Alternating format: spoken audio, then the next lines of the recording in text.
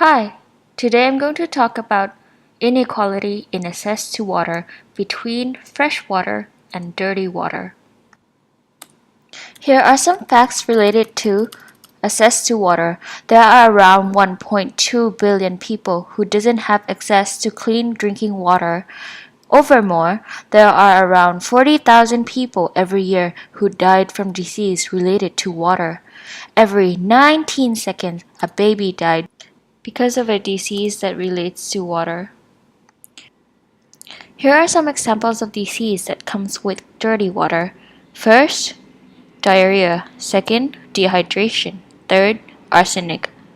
Why are there inequality of people with access to clean water?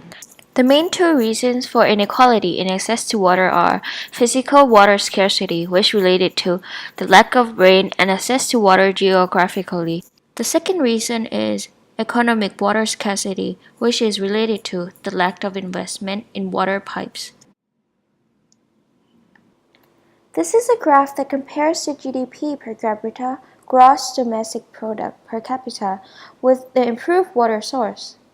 As you can see, the majority of countries with low percentage of clean access to water source are countries with low GDP per capita as well, as seen on the bottom left. This is because the higher the GDP per capita is, the more money the country has to develop the water source and the infrastructure for its people. Next up, this is a map that shows both the physical and economic water scarcity of the world. According to the map, you can see that countries with problems about water scarcity are the Sub-Africa and the Southeast Asia, for example, Vietnam, Laos, Nepal, Bangladesh, Myanmar, and Cambodia. Now, I'm going to focus on Africa, which has both physical and economical water scarcity problem. This is the population density map of Africa. The majority of people lives in the north and the mid area of Africa. This is a graph that shows the geographic landscape of the country. As you can see, the majority of the land in Africa are made out of desert and savanna, or in another word, tropical grassland, with a small amount of tropical rainforest. This means that it is very hard to find water in Africa because the land itself doesn't have a lot of water. This now will affect the economic scarcity of Africa because the girls and women will have to walk every day for hours to collect water for the rest of their family.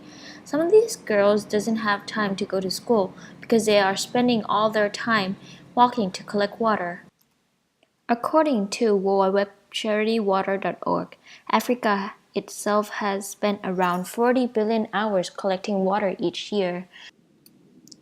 On the other hand, if those time were spent on education, which will help the country's economic and will then create more money, which now then can be spent on investing into infrastructures that can carry the water to the village. This will help solve the water scarcity problem in Africa. Another example of water scarcity is in Vietnam.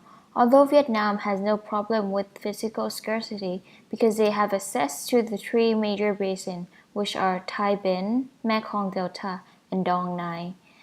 They have problems with economic water scarcity because only 33% of the population has access to fresh water. Furthermore, there are acid and toxic, like the arsenic in the water, that had affect around 7 billion people.